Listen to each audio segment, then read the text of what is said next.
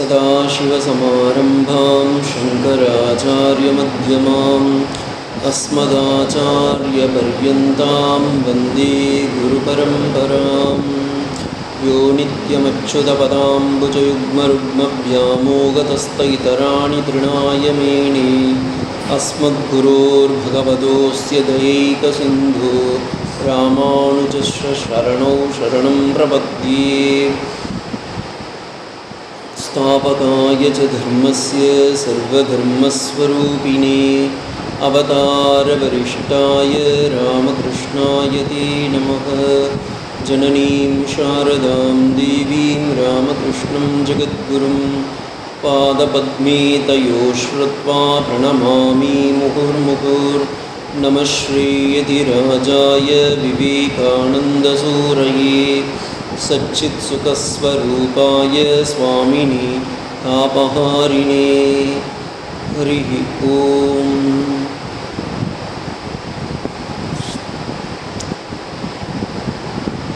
இந்த ஆத்மானுபவம், அதில் இந்த சிவபுராணத்தில் சிவனாக இருக்கக்கூடிய அந்த ஆத்மாவை நாம் காண முயற்சிக்கின்றோம். மாணிக்கவாசகருடைய கதையை காலையில் பார்த்தோம். அப்படி அந்த நரிகள் எல்லாம், காட்டில் இருக்கிற நரியெல்லாம் ராஜா வந்து கட்டி வச்சுன்னு இருக்கான். கடைசியில் பார்த்தா அது நைட்டாக எல்லாம் திரும்பவும் குதிரைங்கள் எல்லாமே நரியாக மாறி போயிடுது. மீன்ஸ் ஆக்சுவலி குதிரையாக வந்தது, நரியாக காமிச்சு ஆக்சுவலி ஒரிஜினல் காஸ்க்கு அது போயிடுது. அதுலேயே வேதாந்தம் இருக்குது. தங்கம்னு நம்ம நினச்சி நம்ம ஆபரணத்தை பார்த்துன்னு இருக்கோம், ஆனால் உண்மையில் இருக்கிறது தங்கம் மாத்திரம்தான்.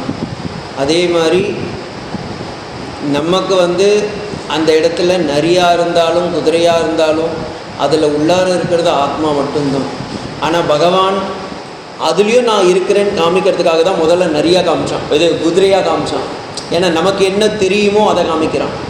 அடுத்து அதையே மாற்றி இல்லை, அதுவும் உண்மை இல்லை இதுவும் உண்மை இல்லைன்னு ரெண்டுத்தையும் கடைசியில் நரி எங்கே போச்சு, நரியும் போயிடுது, குதிரையும் போயிடுது. எப்படி அந்த ரஜ்ஜு சர்ப்பத்தில் வேதாந்தத்தில் சொல்கிறோமோ, ஃபஸ்ட்டு நம்ம இந்த ரஜ்ஜுவை வந்து என்ன பண்ணுறோம், சர்ப்பமாக பார்க்குறோம், பாம்புன்றோம். அப்போ அவர் ஒன்றும் சொல்ல மாட்டார், இல்லைப்பா அது என்ன கயிறுன்னு சொன்னால் ஒத்துக்க மாட்டான். அப்போ அவனுக்கு வெளிச்சத்தை போட்டு காட்டணும். அந்த வெளிச்சத்தை போக்கணும், வெளிச்சத்தை காட்டணுன்னா நமக்கு ஒரு சாஸ்திரம் தேவை. அதே மாதிரி தான் இந்த ராஜாவுக்கும் அஞ்ஞானத்தை போக்கணும் அப்படின்றதுக்காக அவர் என்ன பண்ணுறாரு, அவனுக்கு பிடிச்ச வஸ்துவாகவே காமிக்கிறாரு, குதிரையை கொடுத்து. அதுக்கப்புறமா அது குதிரை இல்லைப்பா, ஒரிஜினலி அது நரி, அந்த நரியையும் தாண்டி அது ஆத்மஸ்வரூபந்தான் அங்கேயும் காட்டுறாரு. ஆனால் அந்த ராஜா ஒத்துக்கலை, புரிஞ்சுக்கலை. அப்போ ராஜாவாக நிற்கிறான், அக்ஞானியாகவே தான் இருப்பான். ஆனால் மாணிக்கவாசகர் இதை புரிஞ்சுட்டார், வந்தது ஈசன்தான், நம்மளை தடுத்தாட்கொள்ளறதுக்கு இது மாதிரி வந்திருக்கா அப்படின்னு புரிஞ்ச அந்த நேரத்திலேயே உடனே அவருக்கு அந்த ஆத்மானுபவம் வந்தது. அது வந்ததுனால தான் அவர் என்ன பண்ணுறாரு, உடனே அந்த பகவானுடைய நாமத்துக்கு சொல்கிறார். இப்போ நீங்கள் நினச்சி பாருங்க, இதுலேயே ஒரு சூக்ஷ்மம் இருக்குது. இப்போ மாணிக்கவாசகருக்கு ஞானம் வந்திருக்கு, ஆனால் அந்த ஞானம் இதுதான் அப்படின்னு புரிக்கலை. வந்தது இறைவன், அதாவது சகுண பிரம்மனாக பார்க்குறாரா கண்டி, நிர்குண பரபிரம்மமாக பார்க்கல. அதுதாங்க சூக்ஷ்மம். அப்போ அந்த சகுண பிரம்மத்தை அவர் பார்த்ததுனால நமக்கு அதை தடுத்து ஆட்கொண்டார் அப்படின்றோம். அப்போ பகவான் எனக்கு அனுப்பிச்சிருக்கார் அப்படின்னு நினச்சிட்டு அவர் அந்த இடத்துல சகுண பிரம்மனாக இறைவனை பார்க்குறார். அப்போ அவருக்கு நீ உன்னுடைய ஸ்வரூபத்தையே நான் காமிக்கிறேன்னு சொல்லி மாணிக்கவாசகருடைய ஆத்மஸ்வரூபத்தை அங்கே காமிக்கிறார். அப்போ தான் அந்த உடம்பு எவ்வளவு மாறுதலுக்கு உட்பட்டு எத்தனை பிறவியெல்லாம் கடந்து வந்திருக்கு அப்படின்றது அவருக்கு புரியுறதாங்க. அப்படி புரியும் போது தான் அந்த பகவானை நான் என்ன சொல்லுறது, ஏதாவது சொல்லி கூப்பிடணும்ல. அப்போ அந்த ஸ்வரூபத்தோடு நான் பார்த்த அந்த பகவானை நான் இங்கே ஒரு வார்த்தையை போட்டு கூப்பிடணும். ஆனால் நீங்கள் சூக்ஷ்மமாக பார்த்தீங்கன்னா இதுக்குள்ளாரையே ஒரு பெரிய விஷயம் இருக்குது. ஃபஸ்ட்டு வார்த்தை என்ன சொல்கிறாரு? நமச்சிவாய வாழ்க. ஈ குட் ஹவ் யூஸ்ட் எனிதிங். நீங்கள் சகஸ்ரநாமத்தில் போய் பார்த்தீங்கன்னா ஏகப்பட்டது இருக்குது இல்லை? சிவாய நமக, பவாய நமக, எவ்வளோ இருக்கே, எத்தனையோ வார்த்தை. நீங்கள் அந்த சிவனுடைய 12 நாமம் இருக்குது, அதுலேயே போய் பார்த்தீங்கன்னா ஆத்மா ஏ நமகன்னு ஒரு வார்த்தை இருக்குது, பார்த்துருக்கீங்களா? ஆத்மா ஏ நமகன். ஆக்சுவலி கிராமட்டிக்கலி அது மிஸ்டேக்கு. கிராமர் பிரகாரம் ஆத்மனே நமகன் தான் வரணும், ஆத்மாயின்னு வராது. ஆனால் அந்த இடத்துல இப்போ நீங்கள் ரிஷி வாக்கியம்னு சொல்லி நம்ம தப்பிச்சிடுவோம். நீங்கள் பாணினி படித்தவங்க கிட்ட போய் கேட்டிங்கன்னா இது என்ன சுவாமின்னா ரிஷி வாக்கியங்க, ஆப்த வாக்கியம் விட்டுடுங்க அப்படின்னுவா. ஆனால் அதுக்குள்ளாரையும் ஒரு சூக்ஷ்மம் இருக்குது. நம்ம ஆணாவும் சொல்லலை, அவர் பெண்ணாவும் சொல்லலை இல்லை. ஆத்மனேன்னு சொல்லி ஆத்மனே பதத்தில் முடிச்சிருக்கலாம். பட் ஆனால் இவன் ஆத்மா ஏய் நமக சொல்கிறது யார்? சிவனை.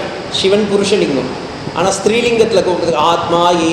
எப்படி நமக்கு சதுர்த்தி விபகத்தில் லலிதா ஏ நமக, தேவ்யே நமகன்ற மாதிரி ஆத்மா ஏ நமகன்னு அந்த இடத்துல போட்டார். அப்போ அவர் எப்படி பார்த்துருக்காருன்னா சிவசக்தியாக அங்கே பார்க்குறாரு. அதுக்குள்ளாரையே ஒரு சூக்ஷ்மம் இருக்குது அந்த வார்த்தையிலேயே.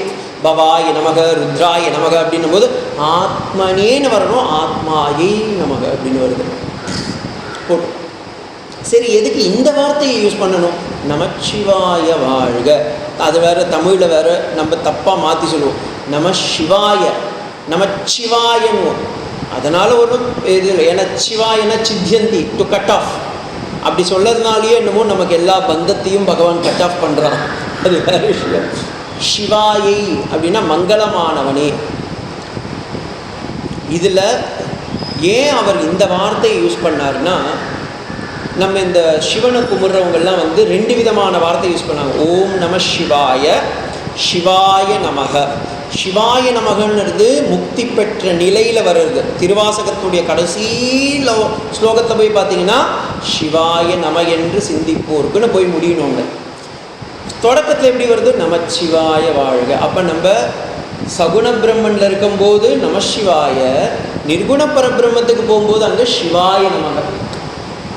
இந்த நமசிவாயன்ற மந்திரம் எல்லாருக்குமே தெரிஞ்சது தான். 4 வேதம், ரிக்வேதம், யஜுர்வேதம், சாமவேதம், அதர்வண வேதம். இந்த 4 வேதத்துக்கும் நடுவில் இருக்கிறது ரிக்வேதம், இது யஜுர்வேதம். யஜுர்வேதம் வந்து உங்களுக்கு சுக்ல யஜுர்வேதம், கிருஷ்ண யஜுர்வேதம்னு 2 இருக்குது. அதில் நீங்கள் எந்த வேணாலும் வச்சுக்கோங்க. கிருஷ்ண யஜுர்வேதம் நம்ம தமிழ்நாட்டிலலாம் ரொம்ப பாப்புலர். சுக்ல யஜுர்வேதம் நார்த்தில் தான் ரொம்ப பாப்புலர். இந்த கிருஷ்ண யஜுர்வேதத்தில் மத்தியமாக இருக்கிற ஒன்று தான் தைத்திரிய சம்ஹிதா பாகம்.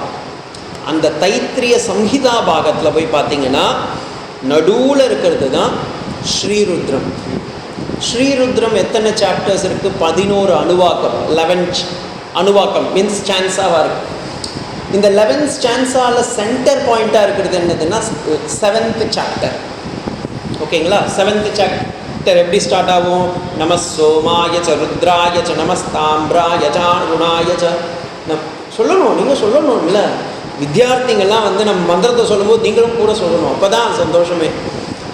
அந்த ஸ்டான்ஸால் நீங்கள் சென்டராக போய் பாருங்கோ.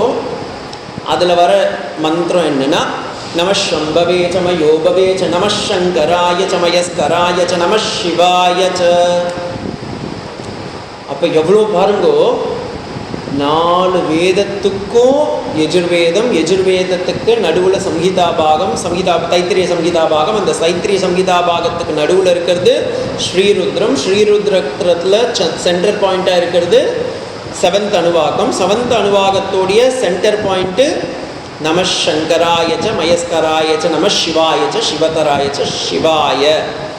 சிவாயனா இந்த இடத்துல நம்ம நினச்சிக்கிறோம் லார்ட் பரமேஸ்வரா அப்படின்னு வச்சுக்கலாம். ஆனால் அங்கே சகுனத்தில் காணும். ஆனால் மங்களம் தருபவனே அப்படின்ற அர்த்தத்தில் அங்கே, ஏன்னா இதுக்கு சைனர் அப்படின்றவர் பாஷ்யம் எழுதியிருக்கார். அங்கே வந்து பார்த்திங்கன்னா மங்களம் தருபவனேன்னு தான் அவர் கொடுத்துருக்கார். ஸோ அந்த இடத்துலையும் பார்த்திங்கன்னா நமக ந மமக இது நமக, எனக்கில்லை உனக்காக. அப்போ முதல்ல அவர் என்ன பண்ணுறாரு? சகுண பிரம்மத்தில் பார்த்து அடுத்து கடைசி லெவலில் பரபிரம்மமாக பார்த்து அவர் அனுபவிக்கிறத சொல்ல முடியாமல் நிறுத்திடுறார். ஏன்னா கண்டவர் விண்டவில்லர், விண்டவர் கண்டிலர், அவாங்க மனச கோச்சரம். அப்போ அந்த இடத்த அவர் காமிக்கணுன்றதுக்காக மாணிக்க வாசகர் கடைசி நிலைமையில் போய் சொல்லும்போது சொல்கிறாரு, தன்னுள்ளேயே காண்பார் அதை மறைந்து விடுவார். இப்போ இதுதான் தொடக்கத்துலேயும் முடிவுலையும் இருக்குது. நம்ம யூஸ்வலி வேதாந்தத்தில் சொல்லுவோம், உபக்கிரம உபசம்ஹார அர்த்தாபத்தி அபூர்வதா அர்த்தவாதம் ச தாத்பரியம் லிங்கம் தாத்பரிய நிர்ணயம் ஃபலம் செய் அப்படின்னு சொல்லி இந்த 6 அங்கங்களோடு இருக்கிறது தான் ஒரு வேதாந்தம். இந்த சிவபுராணம் பார்த்திங்கன்னா மாணிக்க வாசகர் இஸ் நாட் அப்படியே வேதாந்தம்லாம் அப்படியே ஆத்மபோதா தத்துவபோதா விவேக சூடாமல்லாம் படித்து வரல. ஆனால் அவர் இதை கையாண்டிருக்கார் பாருங்க. நம சிவாய கடைசியில் போய் பார்த்தீங்கன்னாலும் சிவாய நமக, அதுக்கு உபக்கிரமம் வந்துடுது, உபசம்ஹாரம் வந்துடுது. நடுவில் அபூர்வத்தானா என்னன்னா தன்னுடைய ஆத்மாவே அங்கே அபூர்வமான ஒரு விஷயம். அர்த்தாபத்தி தன்னுடைய நிலைமையே சொல்லிக்கிறார் அங்கே. அடுத்தது இதோடைய ஃபலம் என்ன, ஃபலத்தை சொல்லணும்னு அவசியம் இல்லை, ஏன்னா முக்தி அடைஞ்சுட்டார். அதை எல்லாரும் அடைவாங்கன்னு அந்த இடத்துலையும் காமிக்கிறார். புரியுதுங்களா? ஸோ அதனால தான் அவனுக்கு அவர் சகுணஸ்வரூபமாக பார்க்குறாருன்னு அந்த நம்ம எப்படி தெரிஞ்சுக்கலாம் சுவாமிஜி? நீங்களே ஒரு வார்த்தையை சொல்லி அதிலேருந்து தெரிஞ்சுக்கலாமா அப்படின்னா, நமச்சிவாய வாழ்க நாதன் தாள் வாழ்க. தாள்னா கால், அந்த தாள் அந்த சிதம்பரம் போனீங்கன்னா தெரியும், குஞ்சித பாதம்னுவாங்க.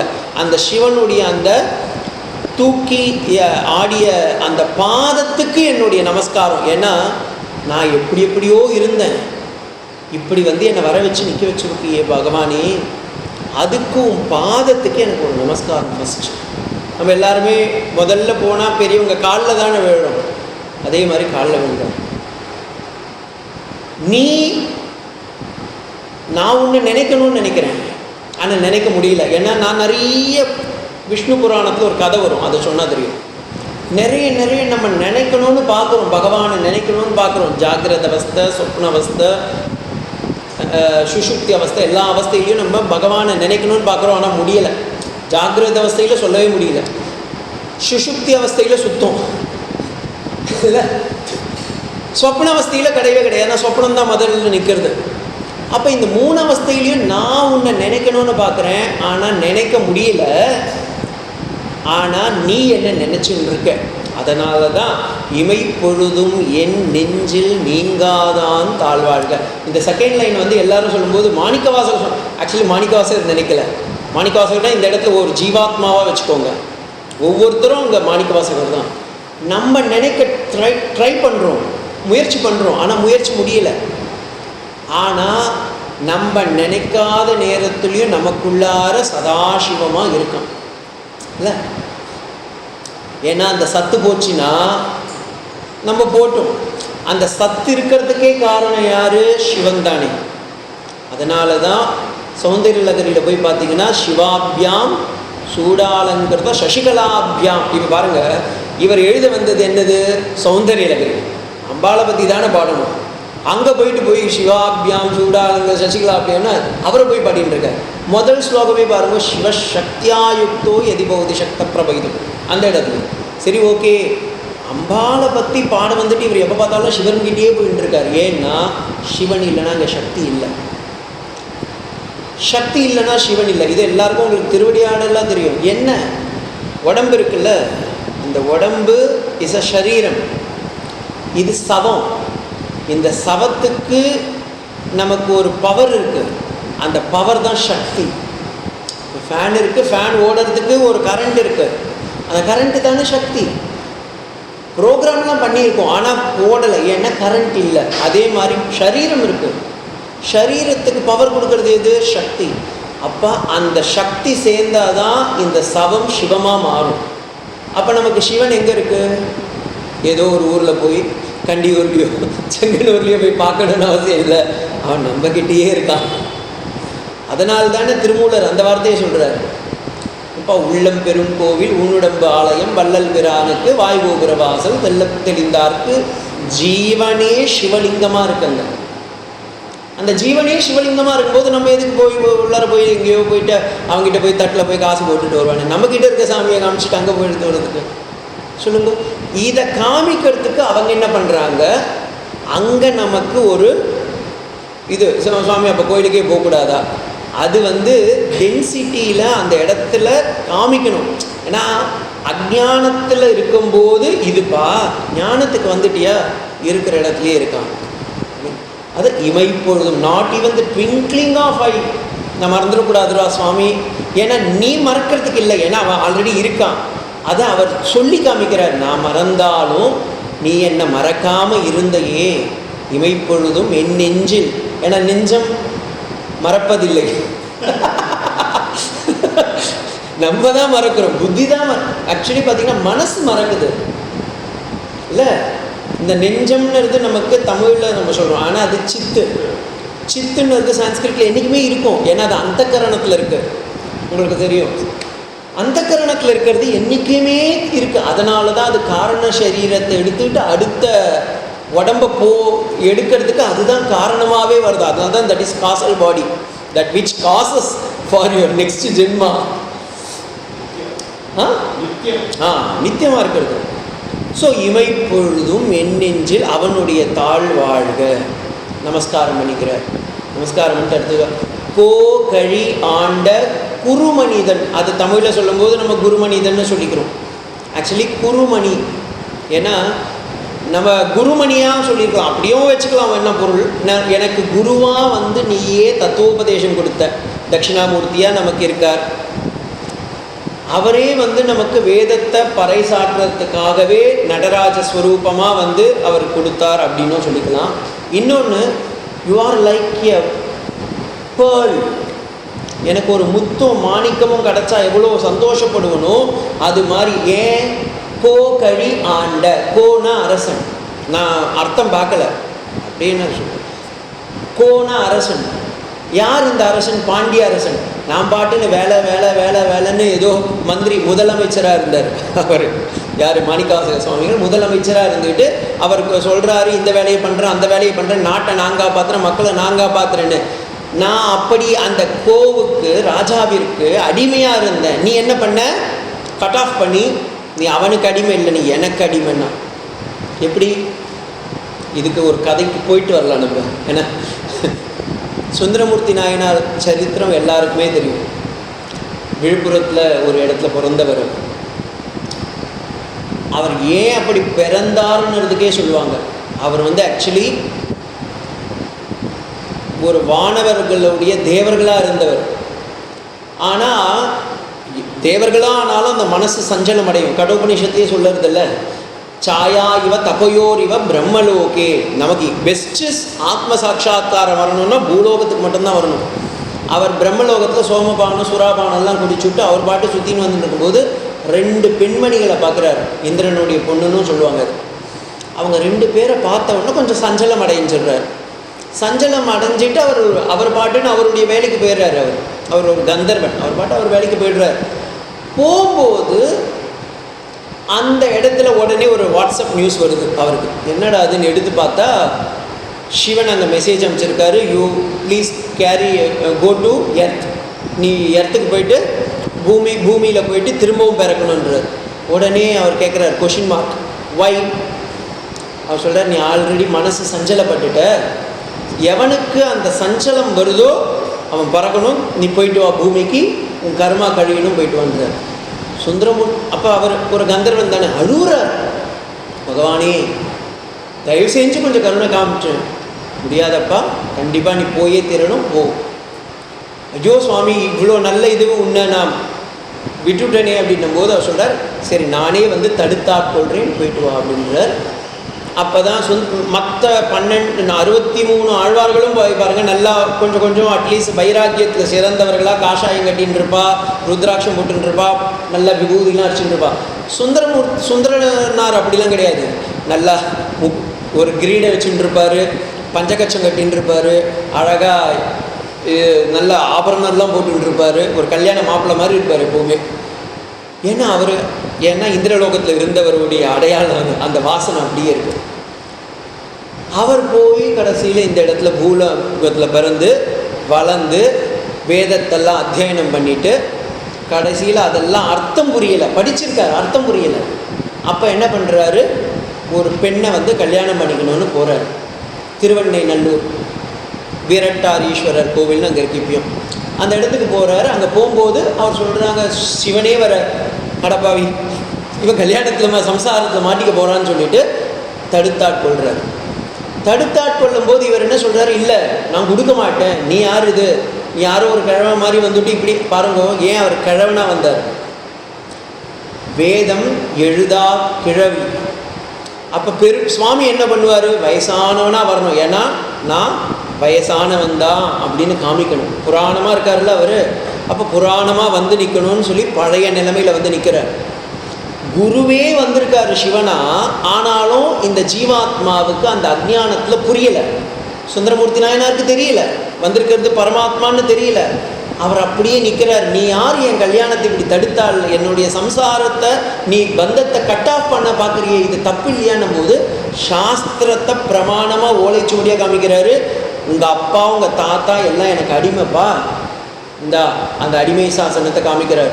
நமக்கும் பெருமாள் வந்து தடுத்தாட்கொள்ளும் போது ஒவ்வொரு குரு மூலமாக நமக்கு கொடுக்குற உபதேசம் என்னென்னா, தத்துவமசி, அகம் பிரம்மாஸ்மி, பிரஜானம் பிரம்மான்ற சாஸ்திரத்தை நமக்கு ஓலைச்சுவடியாக கொடுக்குறாரு. நம்ம சாஸ்திரத்தை ஒத்துக்க மாட்டோம். எனக்கு ஒத்துக்கலை. ஏன்னா அந்த அஜ்ஞானம் அந்த அளவுக்கு இருக்கு பாருங்கோ. சுந்தரமூர்த்தி சொல்கிறார், கிடையாது, இது யாரோ ஒருத்தம் பண்ணதுன்னு சொல்லி அதை எடுத்து நெருப்பில் போடுறாரு. நெருப்புன்றது என்ன, வேஸ்ட் ஆஃப் பஸ்மமாக மாறட்டும்னு சொல்லி போடுறாரு. அவர் சொல்கிறார், இது ஜெராக்ஸ் காப்பி, ஒரிஜினல் என்கிட்ட நீ இப்படி பண்ணால் ஜீவாத்மாவுக்கு இப்படி விளையாட தெரியும்னா பரமாத்மாவுக்கு இன்னும் விளையாட தெரியும். அவர் சொல்கிறார், நான் என்கிட்ட சாஸ்திரம் இருக்குது, கவலையே படாத, ஏன்னா primary source is there, this is secondary சோர்ஸ்ன்னு காமிக்கிறார் நம்ம. அப்போயும் இவனுக்கு புரிஞ்சிக்கவே தெரியல. வா வழக்காடு பண்ணுறதுக்கு வான்னு சொல்லி திருவெண்ணைநல்லூர் எடுத்துன்னு போய் காமிக்கிறார். எல்லாரும் முன்னாடியும் சொல்கிறார், நீ எனக்கு அடிமைன்றார். ஆனால் உண்மை அதுதான். நம்ம எல்லா ஜீவாத்மாக்களும் அந்த பரமாத்மாவிலேருந்து தான் வந்தவன். ஏன்னா வேதம் சொல்கிறது, ச ஏகஹ சய ஏவம் வித் இல்லை, அஸ்மான் லோகான் பிரேத்திய. ஆனால் நம்ம மறந்துடுறோம். அப்போ இந்த வேதத்துக்காக பகவானே வந்து குருவாக வந்து குருமணியாக வந்து நிற்கிறான். ஆனால் நம்ம ஒத்துக்காத போது சாஸ்திரத்தை கொடுக்குறான். சாஸ்திரமும் அங்கே இவன் மறுக்கிறான். அப்போ என்ன பண்ணுறாங்க, எல்லா மற்ற ஆச்சாரியர்கள் எல்லாம், அதுதான் மற்றவங்களெல்லாம் கூப்பிட்டு விட்னஸாக காமிக்கிறாரு, இவன் எனக்கு அடிமை. அப்போ இவன் திட்டுறான், பைத்தியக்காரா என்ன இப்படி என்னை படுத்துற அப்படின்னு. அதே ஆள் பாருங்க, பகவானுக்கு வந்து ராகத்வேஷம் இருந்தால் திட்டவனையே நீ திட்டின வார்த்தையே வச்சு என்னை எழுதுறான்னு சொல்லுவாங்களா யாருன்னா? நம்மளை வந்து வேதாந்தம் நாள் முழுக்க நீ ஆத்மா ஆத்மான்னு சொன்னால் எவனும் ஒத்துக்க மாட்டான். சும்மா சைக்கிள்லையோ இல்லை இந்த டூ வீலர்லையோ போகும்போது எவனா ஒருத்தன் ஒரு கொலைச்சிட்டான்னா அதை வந்து நம்ம நைட்டு முழுக்க தியானம் பண்ணி அவன் நாயின்னு சொல்லிட்டான்னு ஒரு வாளே வளர்ந்துடும். அந்த அளவுக்கு நமக்கு வருது. ஏன் நமக்கு அந்த அளவுக்கு அஜ்ஞானம், அந்த அகங்காரம். அகமேஷா மமயேத்தே நைசர்கிகோயம் கோயம் அத்தியாசக. சங்கர பகவத்பாதால் அத்தியாச பாஷ்யத்தில் ரொம்ப சொல்கிறார், அஸ்மத் பிரத்யேக கோச்சர விஷயினா நீ என்ன பண்ணுற, யுஷ்மத் பிரத்யத்தை தான் எடுத்து அஸ்மத் பிரத்யத்தில் வச்சுக்கிட்டு இருக்க. எப்போ பார்த்தாலும் தமப்பிரகாசவத்து விருத்த ஸ்வபாவக. இருட்டு இருக்கிற இடத்துல வெளிச்சம் வருமா? நினச்சி பாருங்க, இருட்டு இருக்குன்னா அந்த இடத்துல வெளிச்சம் வருமா? வரவே வராது. வெளிச்சம் இருட்டே இருக்குன்னு வச்சுக்கோங்க. இப்போ இந்த ரூமே இருக்கு, ஒரு 10,000 வருஷம் மூடியே இருக்கு, ஓகேங்களா? நடுவில் நான் வந்து திடீர்னு திறந்து வச்சேன்னா வெளிச்சம் தானாக வந்தே தீரும். வெளிச்சம் வரும்போது இந்த இருட்டு இல்லைன்னா நான் 10,000 வருஷம் இன்னும் ஒரு 10 நிமிஷம் கழிச்சு போகிறேன்னா சொல்ல முடியும்? கிடையவே கிடையாது. உடனே போயிடும். எப்போ வெளிச்சம் வருதோ அப்பயே இருட்டு போயிடும். அதே மாதிரி இந்த அஜ்ஞானம் போகணும்னா குரு சொல்கிறத நம்ம ஏற்றுக்கணும். ஏற்றுக்கலைன்னா அந்த அங்கே குத்தும். அப்போ நமக்கு இந்த கான்ஃப்ளிக்ட் வந்துகிட்டே இருக்கும். அதுதான் இவருக்கும் வருது. அதான் இவர் பாருங்கள், ஒளிவு மறைவு இல்லாமல் சொல்கிறார். சுந்தரமூர்த்தி உடனே இது பண்ணுறார், தடுத்தாட்கொண்ட உடனே அவர் காமிக்கிறார் இதுதான் அப்படின்னும் போது அக்செப்டட். அப்போ சொல்கிறார், பித்தானே என்னை ஸ்டார்ட் பண்ணு, பித்தா திரை சூரிய பெருமாளேன்னு அப்படி ஸ்டார்ட் ஆகுது. அதே போல் இங்கே மாணிக்க வாசகர், அவர் சுந்தரமூர்த்திக்கு அது மாணிக்க வாசகருக்கு அந்த நிலைமை இல்லை. இவர் புரிஞ்சுட்டார் வந்திருக்கிறது சிவன், ஆனால் சகுணஸ்வரூபமாக இருக்கான். ஆனால் எனக்கு சகுணஸ்வரூபமாக இருந்தால் ஒன்லி கைலாசம் போவேன், திரும்ப வருவேன். ஏன்னா பிரம்ம புவனான் லோகான் புனராவர்த்தினோர்ஜுன, எனக்கு ஆத்ம சாட்சா்காரம் வரணும். அப்போ அதுக்கு என்ன பண்ணணும்? ஆகமமாகி நின்ற அன்னிப்பாந்தாள் வாழ்க. இந்த ஆகமம் அப்படின்னா நிறைய பேர் நம்ம நினச்சிட்டு இருக்கோம் சைவாகமம், வைஷ்ணவாகமம், சாக்தாகமம் அப்படிலாம். ஆக்சுவலி ஆகமம் இந்த பதத்தை நீங்கள் பிரித்து பார்த்தீங்கன்னாவே தெரியும். கமதாத்து, கம்தாத்துனாவே வரது. ஆகமம் அப்படின்னா வரமாட்டான், வரமாட்டான், வந்தவன் சொல்ல மாட்டான், சொன்னால் அது புரியாது. அப்படி இருக்கிறது என்னன்னா ஆகமம். ஆகமத்தில் நிறைய வெரைட்டி இருக்குது. அதோடைய மெயின் தாத்பரியம் என்னென்னா ஆகமம் நிகமம் அப்படின்னாவே வேதம்னு அர்த்தம். கோனா ஆக்சுவலி அரசன் தான் இங்கே நம்ம எடுத்துக்கிறோம். கோனா வேதம் வராது. குருன்னதுக்கு நான் ஏன் சொன்னேன்னா, குரு இட்ஸ் ரெஃபர்ஸ் டு நிருக்தங்கள தட் விச் இஸ் வெயிட், ரொம்ப வலுவாக இருக்கிறதுக்கு குருன்வா. அடுத்து ரொம்ப சாஸ்திரத்துக்கே குருன்னு இருக்குது ஒரு வார்த்தை இருக்குது. குரு அப்படின்ற சப்தத்துக்கு சாஸ்திரம்னு இருக்கும். ஆனால் அடுத்த வார்த்தையில் ஆகமம்ன்று போட்டுட்டாரு. அப்போ ஆகம்னா இந்த இடத்துல சைவ ஆகமம் இல்லை, வேதமே இருக்குது. இந்த இடத்துல தான் ஒரு பெரிய ப்ராப்ளம் வருது. ஏன்னா தர்மபுரி ஆதீனங்கள் மற்ற மதுரை ஆதீனங்கள்லாம் பார்த்திங்கன்னா சைவ ஆகமம்னு அங்கே போட்டிருப்போம். அதனால தான் நான் எக்ஸ்ப்ளனேஷனே நான் படிக்கலை. நான் நிஜமாக சொல்கிறேன், அதனால தான் எக்ஸ்ப்ளனேஷன் வேண்டான்னு இருக்கு. நமக்கு முதல்ல இந்த இது, ஏன்னா ஒன்று தமிழ்நாடு ரீடினா தமிழில் எடுத்துகிட்டு போயிடுறா, சான்ஸ்கிரிட்னா வேறு மாதிரி எடுத்துகிட்டு போயிடுறா. ஜென்ரலாக படிக்கும் ஃபஸ்ட்டு. ஸோ ஆகமம் அப்படின்னா இந்த இடத்துல வேத பிரமாணம். அப்போ அந்த பகவானுடைய நீ என்ன தடுத்தாட்கொண்ட, எப்படி ராஜா கிட்ட நீ பிரித்த வீட்டிலேருந்து என்னை பிரித்து விட்ட, அடுத்து குதிரைங்களெல்லாம் நான் அனுப்புகிறேன்னு சொன்னேன், அதுக்கப்புறமா நிறைய அனுப்பிச்சி விட்ருக்க, நிறைய அனுப்பிச்சு கூட கடைசியில் எனக்கு என்ன பண்ணிட்ட, நிறைய திரும்பவும் குதிரையாக்கிட்ட. அப்போ எல்லாமே ஜித்து வேலை காமிச்சுட்டுருக்க, ஒரு மேஜிக் பண்ணின்னு இருக்கியப்பா, நீ யாருன்னு கேட்கும்போது நான் தான்ப்பா அல்டிமேட்னு காமிக்கிறாரு. அதுதான் ஆகமம். நான் தான் எல்லாமேன்னு காமிக்கிறதுக்காக தான் இந்த விளையாட்டே பண்ணுறாரு. ஆகமமாக நின்ற அன்னிப்பான் தாழ்வாழ்க.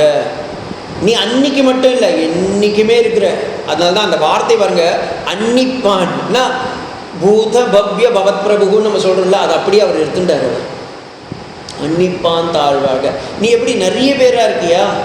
ஏன்னா நம்ம சைவ சித்தாந்தத்துலேயும் வைஷ்ணவ சித்தாந்தத்துலையும் இந்து சனாதன தர்மத்துலேயும் சிவன் ஒய்ஃபு பார்வதி, அதுமா அவங்களுக்கு 2 குழந்தை, அப்படி இப்படின்னு ஏகப்பட்டது இருக்கு. அப்போ இந்த பக்கம் நாராயணன், இந்த பக்கம் பெருமாள், அந்த பக்கம் எவ்வளோ இருக்கு. ஏகம் அநேகன் இறைவன் அடி வாழ்க. இந்த இடத்துல இஸ் மைண்ட் மாணிக்க வாசகருடைய அந்த விஸ்தாரமான அகண்ட சச்சிதானந்தம் அப்படின்றத காமிக்கிறதுக்காக ஏகன் அநேகன். இப்போ ஏகனாக இருக்கிறவன் அநேகனாக இருக்க மாட்டான், அநேகனாக இருக்கிறவன் ஏகனாக இருக்க மாட்டான்.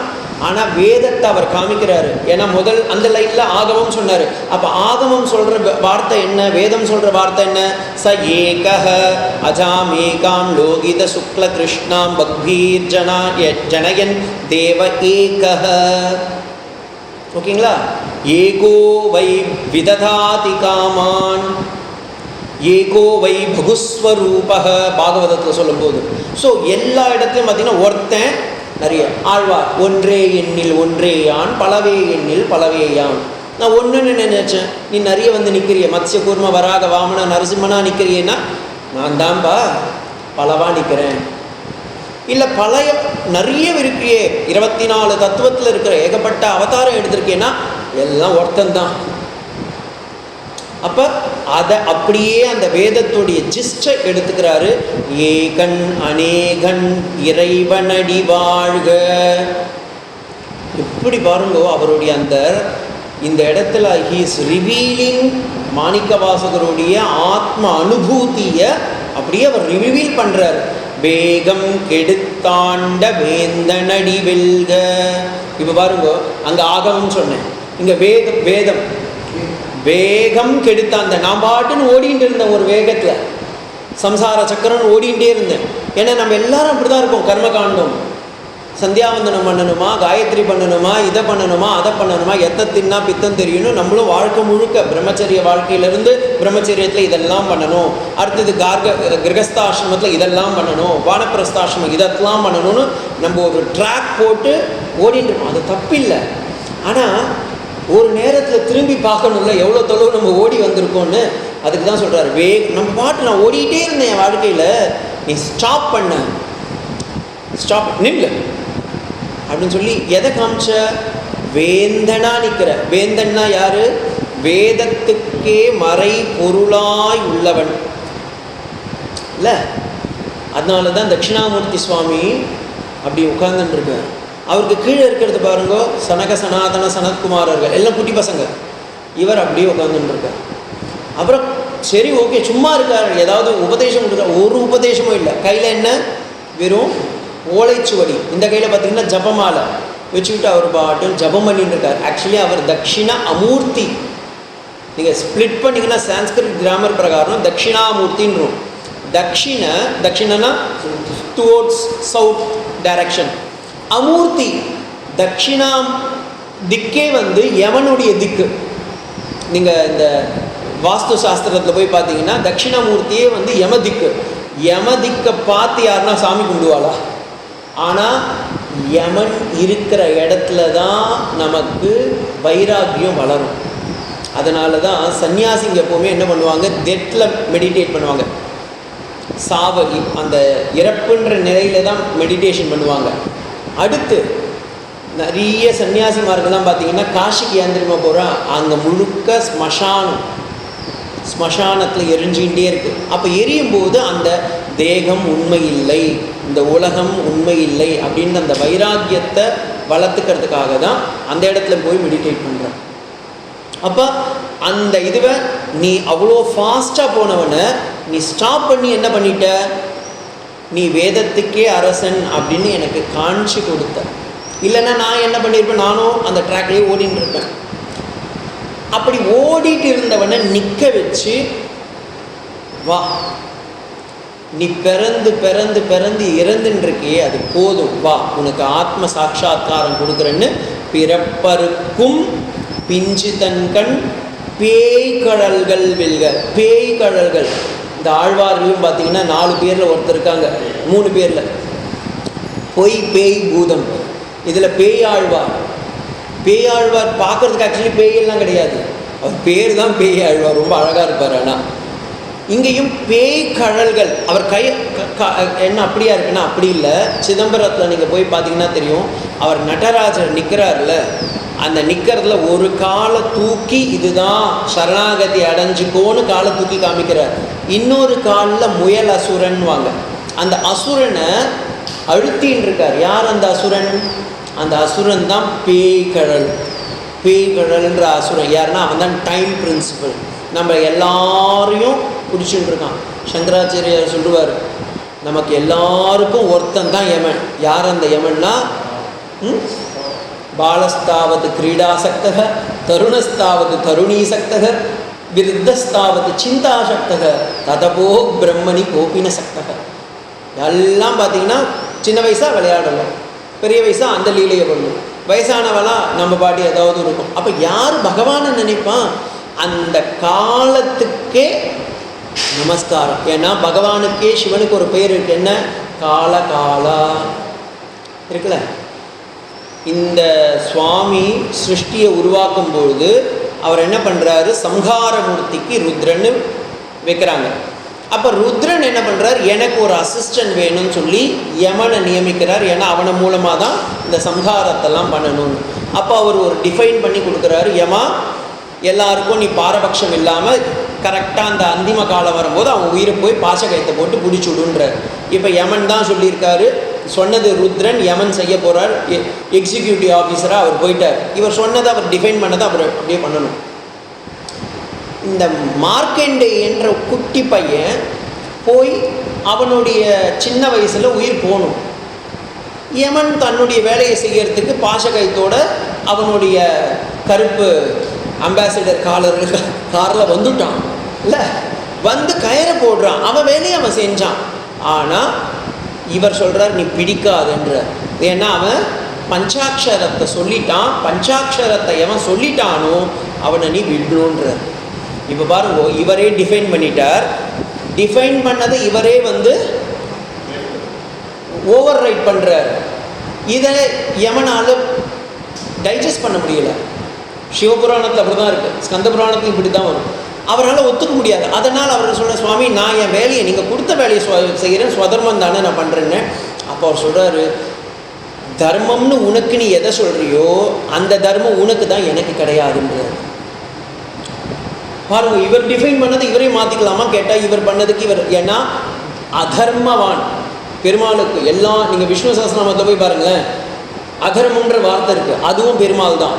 சிவசஹஸ்ரநாமத்தில் போய் பாருங்கள், தர்ம அதர்மவான்னு இருக்கும். உங்க என்ன சுவாமி, அவரே தர்மம் அவரே அதர்மம்னா, ஆமாம், அவர் பண்ணது அவரே தான் வயலேட்டும் பண்ண முடியும். It's not a violation. நீங்கள் எதை தர்மம் நினச்சின்னு இருக்கீங்களோ அதை அவர் உடைக்கிறார். அதனால் அந்த யமனை என்ன பண்ணுறாரு, இல்லை முடியாதுன்றார். அவன் என்ன சொல்கிறான், இல்லை நான் பிடிச்சேன், என் வேலையை நான் செய்யணும்னு சொல்லி பிடிச்சி இருக்கிறான். வச்சு அந்த திரிசூலம் 3த்தையும் வச்சு குத்துறார். இது எல்லாருக்கும் தெரியும் கதை. ஏன் அந்த திரிசூலத்தை யூஸ் பண்ணணும்? பிகாஸ் அதுதான் திரிசூலம் இல்லை, அது எல்லாம் நார்மலாக சொல்கிறது அந்த திரிசூலம் அப்படின்னு. ஆக்சுவலி இதுக்குள்ளார அகார உகார மகாரம்ன்ற 3 பின்னு, இந்த ஓம்கார வடிவத்தில் இருக்கிற இந்த பெருமாள் அந்த அகார உகார மகாரன்ற அந்த இதுவை எடுத்து சம்ஹாரம் பண்ணுறாரு. அப்போ யமன் அப்படின்ற அந்த காலனுக்கே இவன் காலனாக நிற்கிறான். அப்போ காலனையும் உதைக்கிறதுக்கு, மீன்ஸ் விட்டு ஒழிக்கிறதுக்கு பஞ்சாட்சரம் தேவை. நமக்கு எல்லாருக்குமே தெரியும், நிறைய மந்திரங்கள்லாம் இருக்குது, வேத நூல் பிராயம் ஏகப்பட்டது இருக்குது. ஆனால் இந்த வேதத்தில் ரொம்ப ஜிஸ்டாக இருக்கிற ஒரு வார்த்தை என்ன, நமக்கு இந்த பஞ்சாட்சரம். இந்த பஞ்சாட்சரம் நம்ம வாழ்க்கையில் வந்தால் மட்டும்தான் நமக்கு சிவ தத்துவமே புரியும். அதுக்காக தான் ஃபஸ்ட்டு வார்த்தையை நமச்சிவாயன்னு வச்சார். இப்போ இதே இன்சிடென்ட் வைஷ்ணவத்துலேயும் இருக்குது. அஜாமிலன் கதையிலையும் இதே தான் நடந்தது. அஜாமிலனுடைய வாழ்க்கை பிரகாரம் பார்த்திங்கன்னா அவன் தப்பே, பகவான் பேர் சொல்லலை. அப்போ கரெக்டாக யமதூதன் நிற்கிறான். யமதூதன் வந்தபோது உடனே இவர் சொல்கிறாரு, இவன் தாம் பிள்ளையை கூப்பிட்றான் நாராயணன்னு, உடனே பிடிச்சான். அங்கே பார்த்தீங்கன்னா அஷ்டாட்சரம், இங்கே பஞ்சாட்சரம். அப்போ நாமத்துடைய மகிமை அங்கே இருக்குது. முன்னொரு உன் நாமம் கேட்டான், பின்னொரு நான் எதுவே ஆனேன் அப்படின்றார். அப்போ இந்த இடத்துலையும் என் பிறப்பையே நீ அழிக்கின்றாய், அந்த ஒரு பேய் கடல்கள் என்னுடைய அந்த சிவ தத்துவத்துக்கும் காலத்துக்கும் காலனாக இருக்கக்கூடியவனே உனக்கு என்னுடைய நமஸ்காரம். நீ எங்கே இருக்கிற? முதல்ல அவர் வெளியே பார்க்குறார். அந்த வெளியே பார்க்குற தத்துவம் வரைக்கும் பாருங்க, புறத்தார்க்கு சேயோன் தன் பூங்கடல்கள் வெல்க. புறத்தார்க்குனா அகந்தூய்மை நீரால் அமையும், புறந்தூய்மை நீரால் அமையும், அகந்தூய்மை வாய்மையால் காணப்படும். அப்போ புறந்தூய்மையாக இருக்கார் அவர். இங்கேயும் புறத்தார்க்கு சேயோர்கண், எனக்கு வெளியே இருக்கிற நீ. ஏன்னா ஹீ சீயிங் அஸ் சகுண பிரம்மன். நம்ம இந்த ராமநாம சங்கீர்த்தனத்தில் கூட சொல்லுவோம், சுத்த பிரம்ம பராத்பரராம். அடுத்த லைனில் வரும்போது அவர் காலாத்மக பரமேஸ்வரராம், சச்சிதானந்த ஸ்வரூபமாக பிரம்மஸ்வரூபமாக இருக்கான் ஸ்ரீவைகுண்டத்தில். அவரே திரும்பவும் ஒரு ஸ்டெப்பு கீழே வர்றாரு. அதை தான் இந்த சுப்பிரபாதத்தில் சொல்வார், சுவாமி புஷ்கரணி தட்டே ரமயா ரமணாயாஸ்து வெங்கடேஷாய மங்களம். அவரே இறங்கி ஒரு படி இறங்கும் போது தான் ஈஸ்வர தத்துவத்தில் மாயையில் மாட்டிக்கிறார். அவர் மாற்றாரு, அப்புறமா நம்மள்கிட்ட மாட்டிக்கிறாரு. அதுதான் சகுணஸ்வரூபம். ஆனால் நிர்குணம் அப்படி கிடையாது. ஆனால் இவர் பார்க்குறது சகுணத்தில் இருக்கிறதுனால புறத்தார்க்கு செய்யோன், நீ வெளியே இருக்கிறவங்களுக்கெல்லாம் நான் செஞ்சேன், ஆனால் உனக்கு செஞ்சதான் நீ ஏற்றுன்ட்ட. புறத்தார்க்கு செய்யோன் தன் பூங்கடல்கள் வெல்க. நான் யாருக்கு? உனக்கு ஒரு பூஜை பண்ணலையே. நான் பண்ணது என்ன? நீ ராஜா கொடுத்த சொத்தை நான் எடுத்து ஏழைங்களுக்கு செலவு பண்ணிட்டேன். பண்ணதுக்கு எனக்கு என்ன பலன் கொடுத்த? சித்த சுத்தியை கொடுத்து, சித்த ஏகாகிரதையை கொடுத்து, என்னை எடுத்துன்னு ஞானத்தில் நிற்க வச்சுருக்கேன். நான் தகுதியே இருக்கனான்னு எனக்கே தெரியல, ஆனால் என்னை நீ தகுதியாக மாற்றி நிற்க வச்சிருக்கியே, நமஸ்காரம். கரம் குவிவார் உன் மகிழும் கோன் கடல்கள் வெல்க. இந்த இடத்துல தான் போக்கு வேதத்தை சொல்லணும். உன்னுடைய இந்த வேதத்துக்கே நமஸ்காரம்ப்பா. ஏன்னா அவருடைய ஆணவம் அங்கே அழிஞ்சு போயிடுது.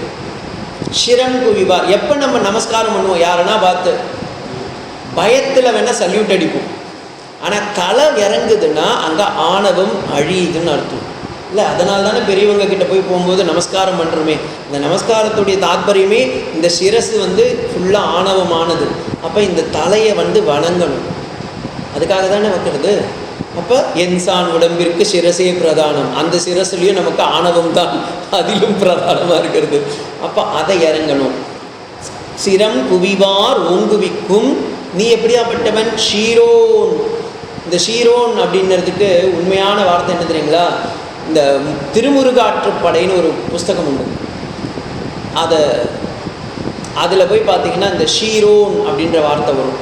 ஏன்னா ஷீரோன்னா உயர்ந்தவன் ஒரு வார்த்தை இருக்குது. ரெண்டாவது அவன் மட்டும்தான். இதுக்கு இன்னும் தெளிவாக சொல்லணும்னா புருஷன் அர்த்தம். புருஷ சுக்தம் போய் பார்த்தீங்கன்னா சயனாச்சாரியர் அதே பதில் சொல்லியிருப்பார். இவன் புருஷோத்தமன். 15வது அத்தியாயத்துக்கே பேர் என்ன பகவத்கீதையில்? புருஷோத்தம யோகோ நாம பஞ்சமோதச அத்தியாய. அந்த இடத்துல புருஷர்களுக்கு உத்தமன், தரத்தம பிரத்யத்தில் உத்தமனாக இருக்கிறதுனால சம்ஸ்கிருதத்தில் அதுக்கு புருஷோத்தமன். அந்த வார்த்தை அப்படியே தமிழில் போய் பார்த்தீங்கன்னா ஷீரோன் அப்படின்ற வார்த்தை. ஷீரோன் கழல் வாழ்க. சரி, உன்னை நான் நமஸ்காரம் பண்ணிட்டேன், எனக்கு என்னுடைய ஆணவத்தெல்லாம் அழிச்சுண்ட. நீ எப்படி இருக்கிற? இப்போ ஈஸ்வர தத்துவத்தை சொல்கிற. ஈசன் அடி போற்றி அந்த இடத்துல வரும். உன்னுடைய அடி. அப்போ கூட பாருங்கள், அந்த வினயத்தை அப்படியே எடுத்துன்னு வர. உன்னுடைய அடிக்கு என்னுடைய முதல். தொண்டரடி பொடியாழ்வாரும் இதே தான். நான் ஏன் சொல்கிறேன்னா, ரெண்டும் சைவத்துக்கும் வைஷ்ணவத்துக்கும் ஒரு பேதம் இல்லை. அதனால நான் இதையும் காட்டி ரெண்டு இடத்துலையும் சொல்கிறேன். தொண்டரடி பொடியாழ்வார் இருக்கிற ஆழ்வார்கள்லேயே போய் பார்த்தீங்கன்னா குருவை நமஸ்காரம் பண்ணியே ஒருத்தர் ஆழ்வார் ஆகிட்டார். யார்? நம்மாழ்வாருக்கு. நம்மாழ்வார் சின்ன பையன். அவருடைய சிஷ்யன் போய் பார்த்தீங்கன்னா வயசில் மதுரகவி ஆழ்வார் ரொம்ப வயசானவர். ஆனால் மதுரகவி ஆழ்வார் ஒரு பாட்டும் பெருமாளை பார்த்து பாடலை. 10 பாட்டு. அந்த 10 பாட்டும் நம்மாழ்வாரை பற்றி பாடிட்டு he became the top most. அந்த 12 லைனில் இவரும் லிஸ்ட்டில் வந்துட்டார்.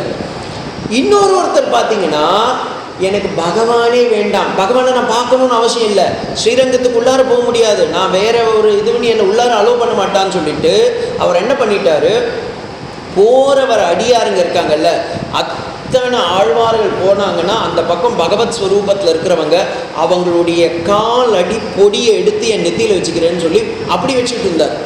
தொண்டர் அடி பொடி அதை வச்சு ஈ பிகேம் த ஆழ்வார். ஆனால் நீங்கள் முக்காவாசி போய் பார்த்தீங்கன்னா தொண்டரடி பொடியாழ்வார் சாங்கு தான் இருக்கிறதுலே கஷ்டமானது. கண்ணினும் சிறுதாம்பெல்லாம் போய் பார்த்தீங்கன்னா ஃபுல் ஆஃப் கரடு முரடாக இருக்கும். தொண்டரடி பொடியாழ்வார் தான் மேக்சிமம் பாட்டு பாடினதே 4000 போய் பார்த்தீங்கன்னா. ஆனால் அவர் எல்லாம் பாடினது ஏன்னா வினயத்தோடு பாடினார். தன்னையே ஒரு பெண்ணா நாயகி பாவத்தில் போய் பாடியிருப்பார். நம்மாழ்வாரும் அதே மாதிரி. ஆனால் நம்மாழ்வார் எந்த கோவிலுக்குமே போல, புளிய மரத்துக்கு கீழே போய் உட்காந்துட்டு அவர் பெரிய ஆளாகிட்டார். பாருங்க எப்படி இருக்காங்க நம்ம ஆழ்வாருங்க. ஒருத்தர் போகவே இல்லை, இன்னொருத்தர் தொண்டர்களுடைய அடியையே வணங்கி இவர் வாங்கிட்டாங்க. சைவத்திலையும் போய் பாருங்க, மாணிக்க வாசகர், அப்பர் சுவாமிகள் எல்லாம் போய் பார்த்தீங்கன்னா சுந்தரமூர்த்தி நாயனார் எவ்வளோ சின்ன பையன், அவரை பல்லக்கில் வச்சு அப்பர் சுவாமி நான் தூக்கணுன்றாரு, தூக்கிட்டு போகிறாரு. அப்போ சுந்தரர் கேட்குறாரு, அப்பர் சுவாமியை நான் பார்க்கணும், அவர் பேரே சொல்லக்கூடாதுன்னு அப்பர் அப்படின்னு கூப்பிடுறவர் இவர் யார்? சுந்தரமூர்த்தி நாயனார். சுந்தரமூர்த்தி கேட்குறாரு, அப்பரை நான் காண வேணும் அப்படின்றார். உடனே அவர் சொல்கிறார், அடியே நீங்கள் இருக்கேன் அப்படின்றார். உடனே சொல்கிறேன், எங்கே என் உங்கள் பல்லக்கை நான் தான் தூக்கிடணும். ஆடா மனுஷா, நான் உங்களை பார்க்கணுன்னு பார்த்தா நீங்கள் என் பல்லக்கை தூக்குறே இல்லைன்னா வினயம். ஏன்னா அவன் பகவானையே பார்க்குறான். இவர் 100 பாட்டு பாடுறாரு, தரக்கலை. இவன் ஒரு பாட்டு பாடினா திறந்துருக்கு கதவு. உடனே அவர் சொல்கிறார், சுவாமி வயசில் என்ன, ஞானத்தில் தானே முதிர்ச்சி அப்படின்றார். அவர் சொல்கிறாரு மாற்றி, இல்லை நான் ஒரு பாட்டு பாடினதே போதும்னு பகவான் திறந்துட்டான், நீ 100 பாட்டு பாடினா அதில் மெய் மறந்து அசைஞ்சுட்டான் அப்படின்னு. அப்போ பாருங்க, ஏன்னா அந்த அளவுக்கு அவங்களுடைய அந்த வினயம் எப்போ வரும்னா அந்த அகங்காரம் கம்மியாகிட்டே இருக்கும்போது அந்த வினயம் அப்படியே பரிமளிக்கிறது. அதை தான் இங்கே சொல்கிறாரு. நான் உன்னுடைய ஆள், means I want to be your dust. உன்னுடைய குலசேகர ஆழ்வார் சொல்கிறார்ல, நான் படியாக இருக்கிறேன்ப்பா, ஒரு கொக்கா இருக்கிறேன்ப்பா, ஒரு மீனாக இருக்கிறேன்ப்பா. திருப்பதிக்கு போனால் ஒரு மீனாக இருக்கிறேன், போதும் எனக்கு அதுவே. அந்த திருப்பதி மலைக்கு கீழே இருக்கிற ஒரு கொக்கா இருந்துக்கிறேன்பான்றார். கடைசியில் பார்த்தார், இல்லை பெருமாள் உன் படியாக இருந்து உன் பவளவாய் காண்பேனே நிற்கிறார். அதே மாதிரி இங்கே மாணிக்கவாசகர் சொல்கிறாரு, ஈசன் அடி போற்றி, எந்த அடி போற்றி. ஏன்னா நீ அங்கே மட்டும் இல்லை, எனக்குள்ளாரே இருக்க. எந்த அடி போற்றி, என் உடம்புல வந்து பூந்துன்னு இருக்கியடா. அப்போ எவ்வளோ பெரிய விஷயம் இது. நான் எங்கேயோ தேடின்னு இருக்கேன், கைலாசம் போகணுமா, மானசரோவர் போகணுமா, இங்கே போகணுமா, அங்கே போகணுமா, கடைசியில் எனக்குள்ளாரையே உட்காந்து நிற்கிறியே. தேசன் அடி போற்றி. தேசன், இந்த இடத்துல தேசன் அப்படின்ற வார்த்தை ரொம்ப ரொம்ப இம்பார்ட்டன்ட். சுவாமி வேதாந்த தேசிகன் கொண்டாடணும். வேதாந்த தேசிகன் ஆக்சுவலி அவருடைய ஒரிஜினல் பேர் அது கிடையாது, ஓகேங்களா. துப்புள்ள பிறந்தவர், விழுப்புரம் பக்கத்தில். தேசிகன்னாவே ஆச்சாரியன் அர்த்தம். நிகமாச்சாரியன் அப்படின்னு சொல்லுவாங்க, தேசிகன்னும் அப்படின்னு சொல்லுவாங்க. இந்த இடத்துல தேசன் இல்லாது தேசன். நம்ம எல்லாமே வந்து தேசன் அடி போற்றி அப்படின்னு சொல்லிடுறோம் தமிழில். தேசன் அதாவது நீயே எனக்கு ஒரு ஆச்சாரிய ஸ்வரூபமாக வந்து கொடுத்தியே. சுந்தரமூர்த்தி நாயனாருக்கு வந்தார்ல திருவண்ணூரில், வயசான தாத்தாவாக வந்து ஓலைச்சூடியை காமிக்கிறார். இந்த பக்கம் மாணிக்க வாசகருக்கு நானே உனக்கு அனுகிரகம் பண்ணுறேன்னு வந்து காமிக்கிறார். ஆனால் புரிஞ்சுக்கலையே. தேசன் அடி போற்றி, சிவன் சேவடி போற்றி.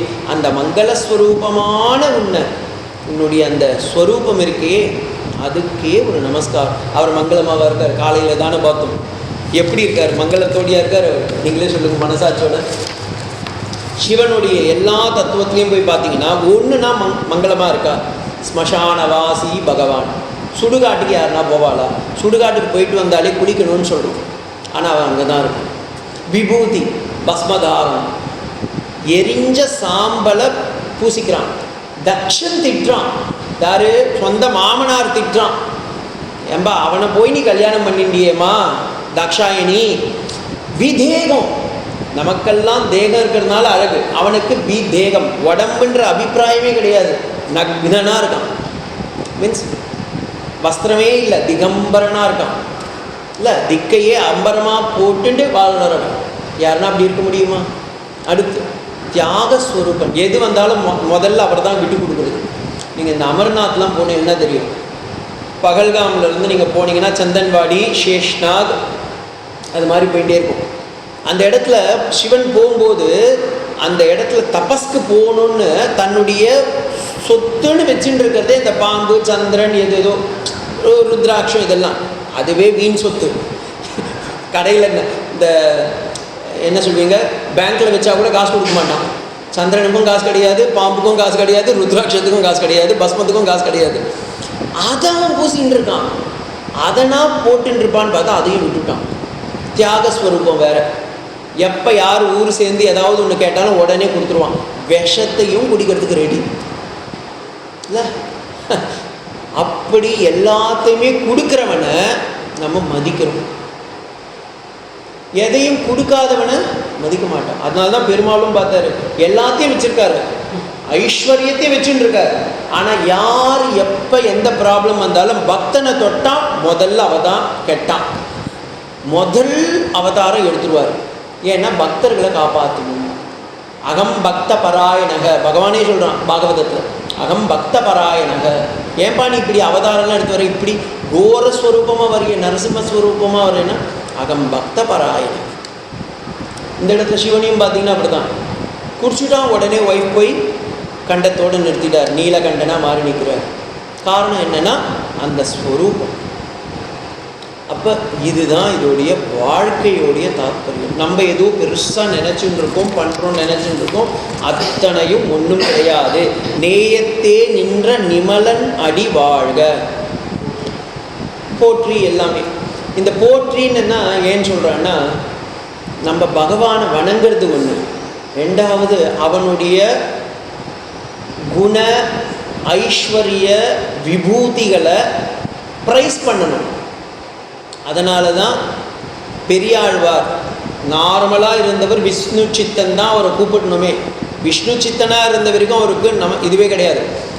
அவர் எவ்வளோ நாளாக பெருமாளுக்கு கைங்கரியம் பண்ணின்னு இருக்கார். ஆனால் காட்சி அவருக்கு கிடைக்கல முதல்ல.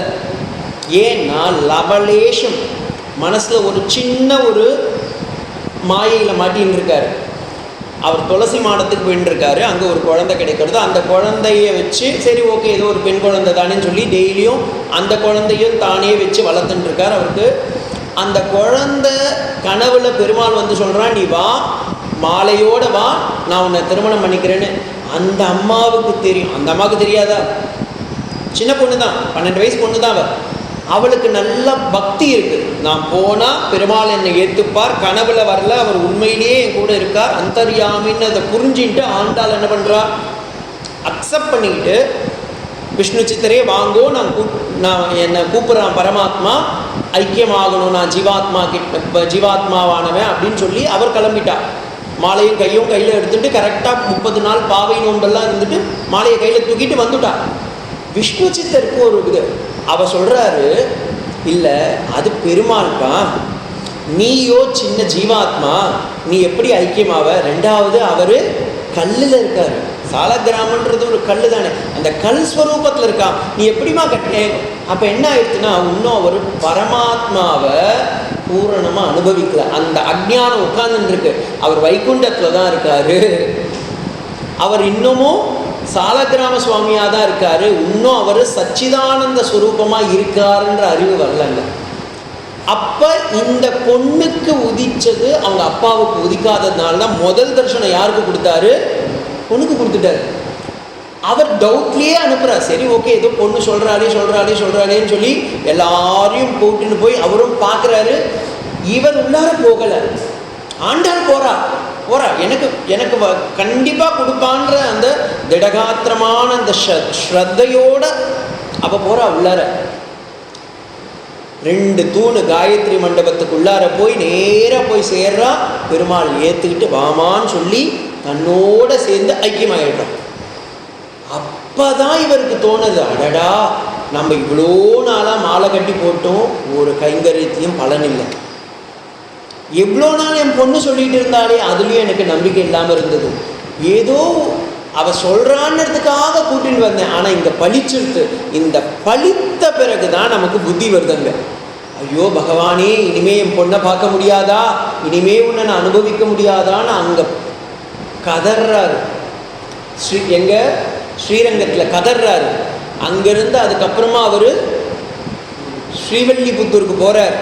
போகும்போது மதுரையில் ஒரு வித்வத் சதஸ் நடக்கிறது. அந்த வரைக்கும் அவர் விஷ்ணு சித்தர் தான். அவர் பாண்டிய மன்னனுடைய கனவுல போய் சொல்கிறார், பெருமாளே நீ விஷ்ணு சித்தனை கூப்பிடுன்றார். விஷ்ணு சித்தன் அப்போ என்ன சொல்கிறாரு, எனக்கு என் பொண்ணையே நீ எடுத்துட்ட, இப்போ என்னையும் நீ எடுக்க பார்க்குற, எனக்கு அந்தளவுக்கு ஞானம் இருந்தால் நான் இந்நேரம் உனக்கு நிறைய பாசுரம்லாம் பாடியிருப்பானே, அந்த ஞானம் இல்லாததுனால தானே நான் இப்படி பூ கட்டின்னு இருக்கேன் அப்படின்றார். அப்போ பெருமாள் கொடுத்த சவுக்கடி தான் அந்த பெரிய அடி. என்னது, இது மட்டும் உன்னுடைய சொந்த கைங்கரியமோ அப்படின்னு கேட்டார். அப்போ தான் விஷ்ணு சித்தனுக்கு அடி வாங்குது. ஓ, நம்ம நினைச்சோம் நம்ம ஏதோ ஒரு நந்தவனத்தை வச்சு அதில் பூவை பறித்து ஒரு மாலையை கட்டி நம்ம எடுத்துகிட்டு போய் போடுறோன்னு. ஆக்சுவலி இந்த கைங்கரியத்தையே பகவானுடைய அனுகிரகம் இல்லாமல் நம்மளால் பண்ண முடியாது. அவன் அருளால் தானே அவன் தாளை வணங்க முடியும் அப்படின்னு அது தெரிஞ்சவன்னு தான் அவர் சொல்கிறார். ஓகேன்னு போய் சதஸ்வரர் வாங்கி திறக்கலை, ஆனால் ஜெயிச்சுடுறார். அந்த அம்பாரி, அந்த யானை மேலே அம்பாரி, அந்த அம்பாரி மேலே இருக்க பொற்கிழி இவருக்கே வந்துடுத்து. அதுவே தானாக குனிஞ்சு அந்த பொற்கிழி வந்துடுத்து. அப்போ யானை மேலே உட்காந்துட்டு விஷ்ணு சித்தன் வரும்போது அந்த இடத்துல பெருமாள் காட்சி கொடுக்குறாரு. ஆண்டாளோட சேர்த்தி சேவை பங்குனி உத்திரத்தில். அப்போ விஷ்ணு சித்தன் என்ன பண்ணுறாரு, பல்லாண்டு அந்த பாசுரம் பாடுறார். இப்போ பாருங்கோ, என்னை பொண்ணு கொடுத்தவர் இவர் போய் நீ வாழ்கணும்னு சொல்ல முடியாது, ஏன்னா அந்த இடத்துல அந்த உதைக்கிறது. அப்போ அங்கே நிர்குண பரமம், அது வரைக்கும் அந்த கேப் இருக்குது பாருங்க. பொண்ணு திருமணம் பண்ணி கொடுத்தார், மதுரையில் வித்வத் சதஸ், இதுக்கு நடுவில் எல்லாம் மனக்குழப்பம்லாம் வருது இல்லை, அந்த மனக்குழப்பம் எல்லாத்தையும் தெரிய வச்சு அந்த சாதா விஷ்ணு சித்தனை பெரிய ஆழ்வாராக மாற்றி தனக்கே மாமனாராக மாற்றி வச்சார். அப்போ தான் அவர் சொல்கிறார், நீ எனக்கு பெரிய ஆழ்வாராக மாறிட்ட, அதனால் நீ பெரிய ஆழ்வார். ஏன்னா அவர் தான் இருக்கிற ஆழ்வார்லேயே முதல்ல புரிஞ்சுக்கிட்டது பெருமாள் அங்கே இல்லை எல்லா. அதனால தான் அவருடைய பாசுரம், முதல் பாசுரம் என்ன, வையம் தகிழா, ஃபஸ்ட்டு லைனே சொல்லிட்டார், நீ எல்லா இடத்துலையும் இருக்கிறவன்பா, எல்லா இடத்துலையும் இருக்கிற, நான் ஏதோ குட்டியாக நினச்சேன், இல்லை நீ பெரிய ஆள்பா அப்படின்னு காமிச்சுப்பான். அப்போ தான் இவருக்கு புரியுது. அதை தான் இவரும் சொல்கிறார், சீரார் பெருந்துரையினம் தேவனடி போற்றி. நான் ஏதோ ஒரு சின்ன சிதம்பரத்தில் மட்டும்தான் இருக்கிறான், ஒரு சிவன் கோவிலில் மட்டும்தான் இருக்கான்னு நினச்சேன். நீ சீரார் பெருந்துரை, எல்லாத்துக்கும் இல்லாத ஒரு இதுவை கொடுக்குறவன் நீ. ஆறாத இன்பம் அருளும் மறை போற்றி. மலையா நிற்கிற மலை, அச்சேதனத்துலேயும் இருக்கான் சேத்தனத்துலேயும் இருக்கான். டைம் இருக்குங்களா? அச்சேதனத்துலேயும் இருக்கான் சேத்தனத்துலேயும் இருக்கான். ஏன்னா இவன் ஒரே சித்வஸ்துவாக மட்டும்தான் இருக்கிறான்னு சிதம்பரத்தில் பார்த்துட்டு எல்லாருமே நம்ம என்ன பண்ணுறோம், பஞ்சபூதத்தில் மட்டும் இருக்கான், அதுவும் சித்வஸ்துவில் தான் இருக்கான். இல்லை, அசையாத பொருள்லையும் நீ அசைகிற மலையாய் போற்றி. ரமண மகரிஷி பாருங்க, மதுரையில் இருந்தவர், அங்கிருந்து அந்த தண்டவாளத்திலேயே தான் நடந்து வர்றார். அண்ணாமலையார்ன்ற பேரை கேட்டு வரும்போது இவர் பார்க்குறாரு, அந்த சின்ன பையனா, ஜஸ்ட் ஒரு கற்பனையில் நினச்சி பாருங்க, ஒரு 10-11 வயசு பையனுக்கு எவ்வளவு தேகாபிமானம் இருக்கும் நமக்கு. அந்த லைனில் போய் பார்க்குறாரு. போய் பார்க்கும்போது சுவாமியே இயற்கையாக அவனுக்கு சன்னியாசம் கொடுத்துட்டார். அங்கே போய் அந்த அண்ணாமலையான மலையை பார்க்குறான். ஓ, இதுதான் அண்ணாமலை. அந்த மலையே அங்கே சுவாமியாக கொடுக்குறார். உடனே அங்கே இருக்கிற ஒரு நாவிதன் சொல்கிறான், என்னப்பா முடி வெட்டணுமா? வெட்டு, ஏன்னா தேகாபிமானம் போயிடுத்து. உடனே அவன் முடி வெட்டுறான், காசே வாங்கலை, துணியெல்லாம் அப்படியே கழட்டி போட்டான். அங்கே இருக்கிற குளத்துலேயே, பிரம்ம குளம் இன்றைக்கும் இருக்காது, அந்த இடத்துல குளிக்கிறான். குளிக்கும்போது மழையாக வருது. அப்படியே போகிறார். கோவில் உள்ள அப்போல்லாம் இப்படிலாம் இல்லை, நேராக போய் பார்க்குறான். அண்ணாமலையாரை ஒரே முறை தான் பார்த்தான். பார்த்துட்டு வெளியே சொல்கிறான் நல்லா. அதுக்கப்புறமா ரமண மகரிஷி தன்னுடைய வாழ்க்கையில் ஒரு முறை கூட கோவில் உள்ள போல, அந்த சிவலிங்கத்தை போய் பார்க்கல. ஏன்? இதை அவர் வாக்கிங் போவார்ல, அந்த கால் இதுவாகி செலந்தினால அவர் வாக்கிங் போகிறார் பாருங்க. அப்போ அந்த கோமணத்தோடு போகும்போது குஞ்சுசுவாமின்னு ஒருத்தர் அவர் கூடியே இருந்தார். அவர் கேட்குறார், டாக்ஸ் வித் ரமணாவில் இருக்கும், அவர் கேட்குறார், நீங்கள் பகவானை பார்க்க போகலையா? எங்கே இருக்கான்?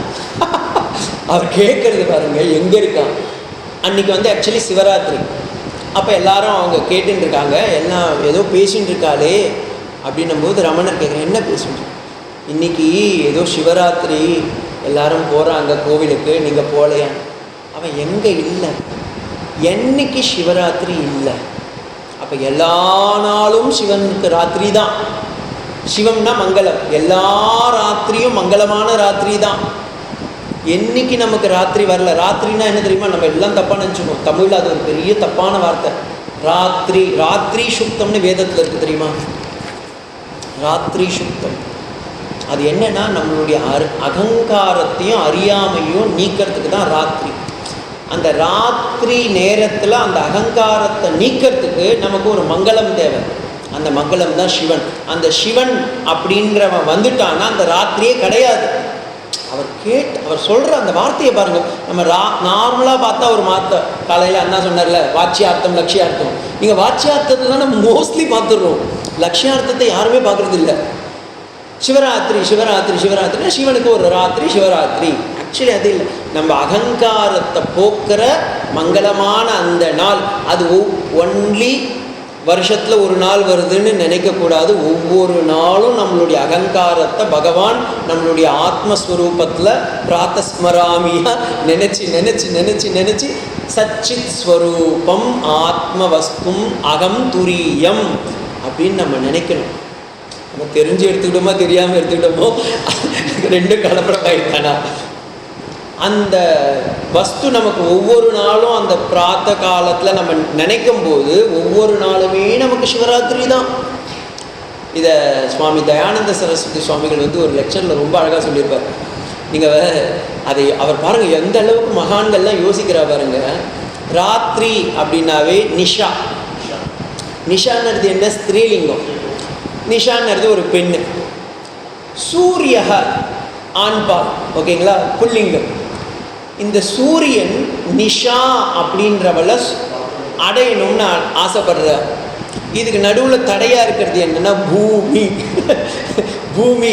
பூமி தான் தமக் பிரகாசம். அக்கார்டிங் டு வேதாந்தம் நமக்கு பூமிங்கிறது தமத்துலேருந்து வந்தது. நம்ம அஜ்ஞானம் அப்படின்ற பூமியில் சுற்றின்னு இருக்கும்போது இந்த நிஷா அப்படின்றத இந்த ஞானம் ஒரு காலமும் பிடிக்காது. ஏன்னா ஞானம் எங்கே இருக்கோ அந்த இடத்துல அஜ்ஞானம் இல்லை. அதனால் சூரியன் இப்படி வரும்போது நிஷா இப்படி போகிறான், நிஷா இப்படி வரும்போது சூரியன் அப்படி போகிறான். ஸோ இது சுற்றிகிட்டே தான் இருக்கும். எப்போ இவன் சூரியன் வந்து நிஷாவை, ஆனால் உண்மையிலேயே போய் பார்த்தீங்கன்னா சூரியனுக்கு நிஷா தேவின்னு ஒரு ஒய்ஃப் இருக்கா, 2 பேர் இருக்கா, நிஷாவும் ஒருத்தி. ஆனால் இது வந்து அடைய முடியாதவன். அதை இப்படிலாம் வச்சுருக்கா பாருங்கள் நம்ம பெரியவங்க. இந்த நிஷாவை இந்த சூரியன் வந்து சுற்றி வந்துட்டுருக்கான். என்றைக்குன்னா அடைய முடியுமா? அடையவே முடியாது. ஏன்னா எங்கே ஞானம் இருக்கோ அங்கே அஜ்ஞானம் இல்லை, எங்கே அஜ்ஞானம் இருக்கோ அந்த இடத்துலயே ஞானம் இருக்கு. அஜ்ஞானம் எப்படி இருக்கு பாருங்களேன் நம்ம வேதாந்தெல்லாம். அஜ்ஞானம்னு நீங்கள் சொல்லும்போது அந்த இடத்துல ஆக்சுவலி ஞானம் இருக்கு, ஆனால் நமக்கே தெரியாமல் இருந்துருக்கு.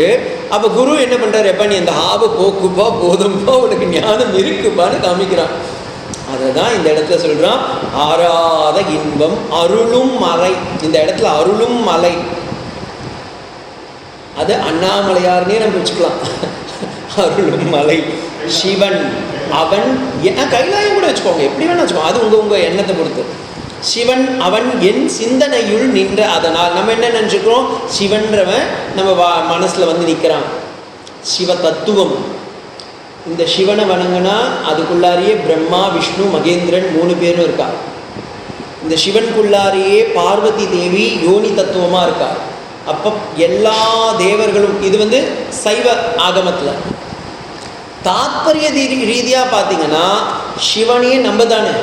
அப்போ நம்ம தத்துவம், நம்ம சரீரத்திலேயே சிவன் இருக்கிறதுனால அந்த மங்கள வஸ்து நான் தான் அப்படின்னு புரிஞ்சுக்கிட்டா, மகா வாக்கியமே வந்துருச்சுங்க, நான் தான் புரிஞ்சுக்கிட்டா அதுவே எனக்கு போதும். என் சிந்தனையில் அருள் தந்து விடுகின்றான், அருளா நிற்கிறான். ஏன்னா அவன் வந்துட்டு போகிற வஸ்து இல்லை வருவான் அப்படின்ற வஸ்து இல்லை, நிற்கிறான், அப்படியே நிற்கிறான். ஏன்னா எல்லா காலத்துலேயும் நிற்கிறவன் அவன். அதனால தான் அப்படியே இவனும் சிவனும் நிற்கிறான். நடராஜனும் நின்றுன்னு தானே இருக்கான், பெருமாளும் திருப்பதியில் நின்றுன்னு தானே இருக்கான். ஏன் நிற்கிறாங்க?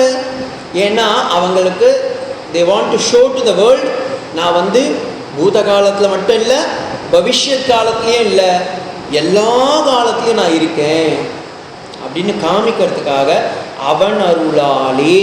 இதை மாணிக்கவாசகர் சொல்லும் போது எந்த லெவலுக்கு போயிருப்பார் பாருங்க. நான் உன்னை சொல்கிறேன், நீ வேதத்தில் அவாங்மனச கோச்சரம், வாக்கிற்கும் மனத்திற்கும் எட்டாத ஒரு வஸ்து. தேவதேவர்களே வந்து உன்னை அடைய முடியல. கேனோபனிஷத்தில் பார்த்தோம்ல, எத்தனை பேர் ட்ரை பண்ணுறான், அட்டெம்ப்ட் பண்ணி அரியர் தான் வாங்குறான். ஆனால் நமக்கு நான் இப்படி உன்னை பற்றி சொல்லணும்னா கூட உன் சக்தி வேணும்பா, உன்னுடைய ஞானம் வேணும். இல்லைன்னா எனக்கு சொல்ல தெரியுமா? சொல்லுங்க. அவன் அருளாளி அவன் தாள். இல்லைன்னா அவன் இல்லைன்னா ஒன்றும் நடக்காது. அப்போ அவன் வேணும். அவன் இருக்கிறதுனால தான் நம்ம பேசுகிறோம், அவன் இருக்கிறதுனால தான் நீங்கள் கேட்குறீங்க, அவன் இருக்கிறதுனால தான் இது உணர முடியுது. அப்போ அவனுடைய அனுகிரகம் இல்லாமல் ஏதாவது நடக்குமா? அப்போ அதுவும் அவனுடைய அனுகிரகம் தான். அதுதான் திரோதானம். நம்ம இந்த சிவனுடைய 5 தொழில் இருக்குது, லலிதா சஹஸ்ரநாமத்திலையும் சொல்லுவோம். பஞ்சகிருத்திய பராயணா.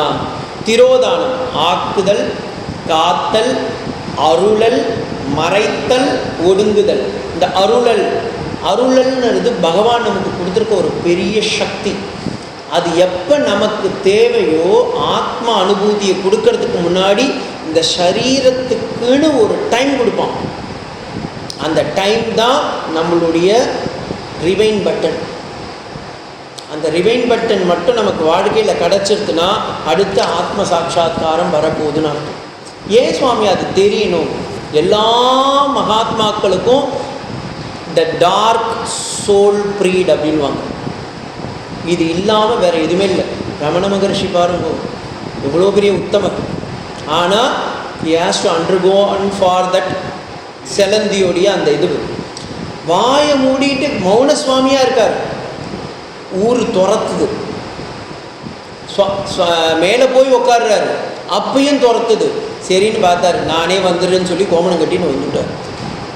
ஸ்ரீராமகிருஷ்ண பரமஹம்சர் காமாபுகூரில் ஒழுங்காக சமாதியிலேயே இருக்கார், விடலை.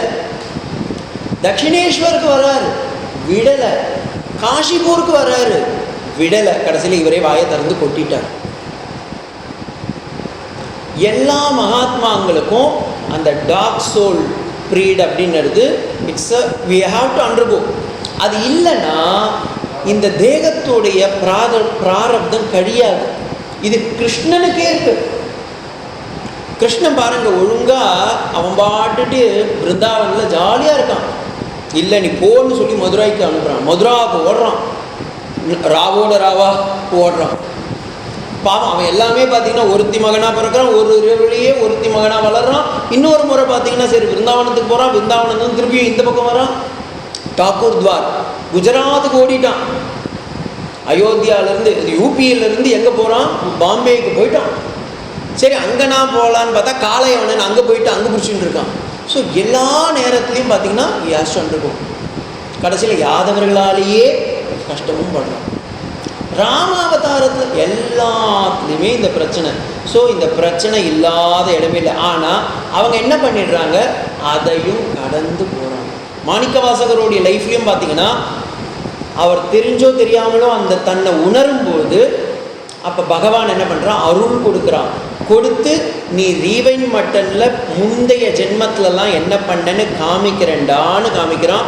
எப்படி கண்ணன் வந்து அர்ஜுனனுக்கு காமிச்சானோ நம்ம விஸ்வரூபமாக பார்க்குறோம் 11வது சாப்டரில்.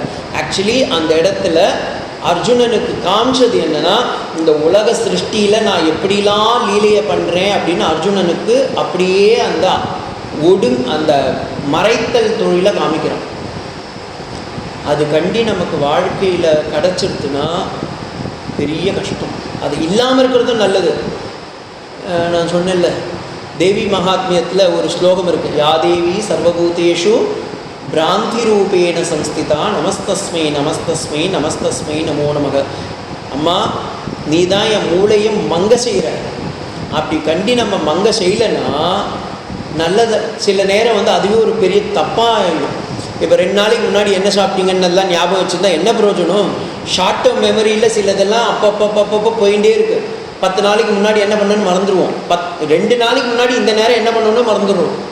10 வருஷம் 20 வருஷம் 30 வருஷத்துக்கு முன்னாடி என்ன பண்ணணும்னு யாருன்னா ஞாபகம். இதெல்லாம் வச்சுருந்தா என்ன பிரயோஜனம்?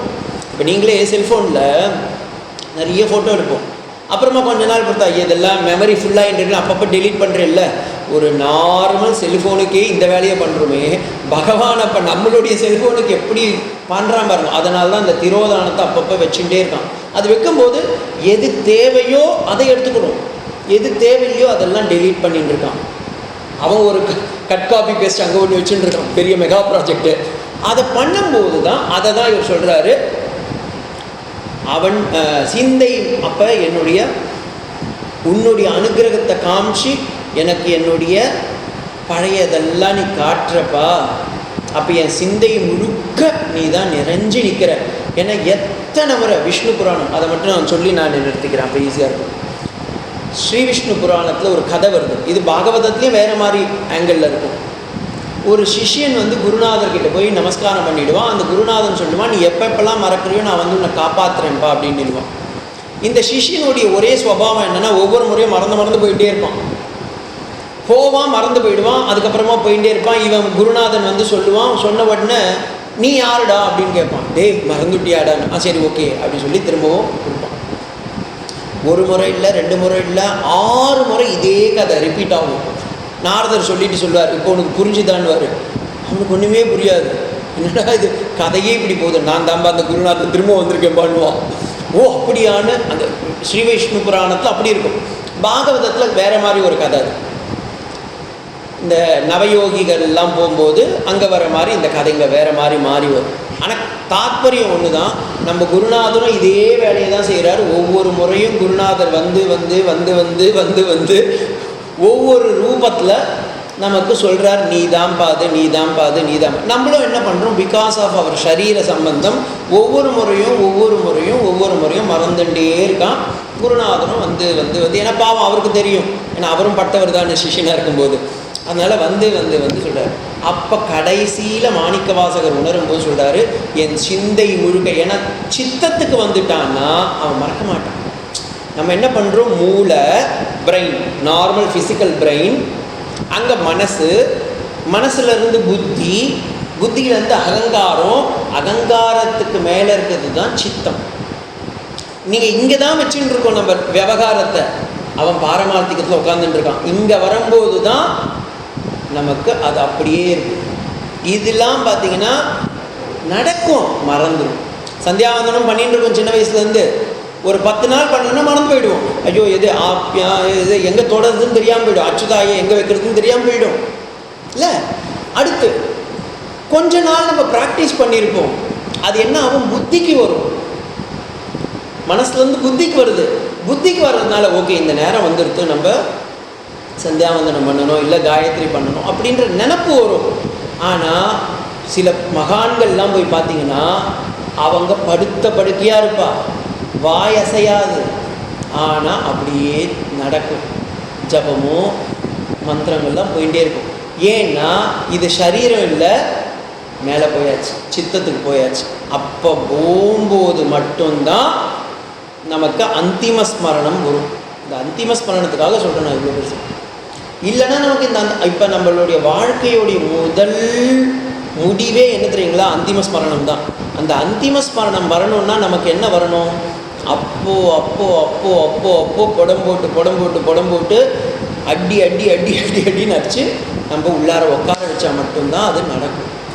அப்போ மனசுக்கும் புத்திக்கும் மேலே அகங்காரம் கூட நம்ம அழிச்சிடலாம், டக்குன்னு ஒரு கட் ஆஃப் பண்ணிடலாம். ஆனால் சித்தத்துக்கு போகணும். அதை தான் இவர் சொல்கிறாரு, சித்தத்தின் சிந்தை மகிழ. இந்த சிந்தை மகிழணும்னா எனக்கு உள்ளார அந்த சிவன் வரணும். சிவம் புராணம் புறாபி நவயித்தி. நீ பழைய ஆனால் புதுசாக இருக்கிற உன் கதையை கேட்டுட்டே தான் இருக்கணும். இப்பயும் நீயே எனக்குள்ளார இருந்துகிட்டே தான் இருக்கிற. அந்த சுவாமிஜியோடைய கதை, ஆட்டுக்குட்டிங்களுக்கு நடுவில் ஒரு சிங்கக்குட்டி போயிடுத்து. அந்த சிங்கக்குட்டி ஆடு நினச்சிட்டு புள்ள தூங்கின்னுருக்கு. அப்போ வேற ஒரு சிங்கம் வரும்போது சொல்லுறது, எப்பா நீ ஆடு இல்லைப்பா சிங்கம்னு. இது ஒத்துக்க மாட்டேது. அப்போ என்ன பண்ணுது, அது சாஸ்திரம்ன்ற அந்த கண்ணாடியோ தண்ணியோ காமிக்கிறது. அப்போ இது பார்த்த உடனே அது என்ன சொல்கிறது, அது ஆக்சுவலி தத்துவமசி. அந்த ஆடு காமிக்கிறது, அந்த வெளியே இருந்து வந்த சிங்கம் காமிக்கிறது, சிங்கக்குட்டி நீ ஆடுன்னு நினச்சிட்டு இருக்க, நீ சிங்கக்குட்டிடா அப்படின்றான். அது சொல்லிட்டு இல்லை நான் மேமேன்னு தான் சொல்லுவேன், புல்லை தான் சாப்பிடுவேன், அஜ்ஞானத்தில் இருக்குது. அப்போ இவன் சொல்கிறான், நீ வா வந்து சாஸ்திரத்தை பாரு அப்படின்னு சொல்லி குரு தத்துவத்தை அங்கே காமிக்கிறது. இவன் உணரலை. அதை பார்த்துட்ட உடனே அது என்ன சொல்லுது, அதுக்கு மேலே நோ மோர் மேமே, நோ மோர் புல். அது என்னத்தை சாப்பிடணுமோ அதை சாப்பிட ஆரம்பிச்சிடும். அதுதான் அந்த ஸ்வபாவம். இதை தான் மகாபாரதத்துலேயும் சொல்கிறான். முதல்ல கிருஷ்ணன் சொல்கிறான், குந்தி நீ போய் சொல்லுன்றான். குந்திக்கு வைக்கும் அகங்காரம் அங்கே நிற்கிறது இல்லைன்னு இவனே போகிறான் கர்ணங்கிட்ட போய் சொல்கிறான், கர்ணா நீ நினச்சிட்டு இருக்கடா நீ தேரோட்டியோடைய பையன்னு, நீ ராதேயன் இல்லைடா, நீ கௌந்தேயன் குந்தியோடைய புத்திரன்டான்னு. ஆனால் இவன் ஒத்துக்கலை. அப்போ இவன் எல்லாத்தையும் சொன்னவனே எனக்கு பரமாத்மா சொல்கிறான். சொல்லும்போது எல்லாத்தையும் சொல்லும்போது தான் புரிஞ்சுக்கிறான், ஆமாம் ஒரு மாற்றம் இல்லை, ஆனால் உள்ளார சித்தம் மாறி போச்சு. சித்தம் மாறினா அகங்காரம் போயிடுது, அகங்காரம் போனால் புத்தி போச்சா மனசு போச்சு. அதனால தான் அவன் பண்ண புண்ணிய பாவங்கள் எல்லாம் வந்து அந்த புண்ணியங்கள் எல்லாம் அந்த வில்லா நிற்கும் போதும் அங்கே ஆக்சுவலி நீங்கள் படத்தில் பார்க்குறது வேறு. நானும் எவ்வளோ தோட பார்த்தேன் சிவன் அந்த கிருஷ்ணன் வந்து இது. ஆனால் மகாபாரதத்தில் அப்படி இல்லை. அவனுடைய அகங்காரம் போய் அந்த இடத்துல அப்படியே நிற்கிறது. அப்போ அவன் ஸ்மரணம் பண்ணுறான், அந்திம ஸ்மரணம் பண்ணுறான். அந்த சித்தத்தில் பகவானை நிறுத்துகிறான். அப்போ நினைக்கிறான், இந்த புண்ணியமும் எனக்கு தடைதான்னு எடுத்து போடுறான். அப்போ தான் பகவான் அவனுக்கு ஒரு விஸ்வரூப தரிசனத்தை காமிச்சு வா அப்படின்னு ஒரிஜினல் காசு. எங்கள் ஒரிஜினல் அவங்க அப்பா யார், சன்னு, SUN. அந்த இடத்துக்கு போகிறான். சன் தான் ஆத்மா. அந்த ஆத்ம சைத்தன்யத்தில் இந்த ஜீவாத்மா பரமாத்மாவை அடையுது. அதை அடையிறதுக்கு யார் காரணம்? கிருஷ்ணன். கிருஷ்ணன் சொன்னது என்ன? நீ ராதேயன் இல்லை கௌந்தேயன், தத்துவமசி. சிங்கம் சொல்றது என்ன? தத்துவமசி. மாணிக்கவாசகர் இங்க என்ன சொல்றது? தத்துவமசி. இந்த தத்துவமசின்ற மகா வாக்கியம் எப்படிலாம் இருக்கு பாருங்க.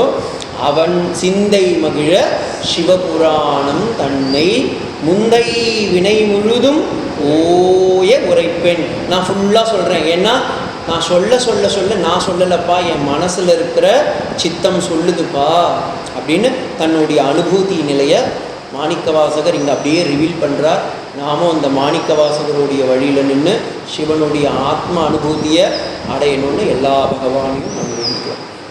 ஓம் சாந்தி ஷாந்தி ஷாந்தி. ஹரி ஓம் தத்சத். ஸ்ரீராமகிருஷ்ணார்ப்பணமஸ்து.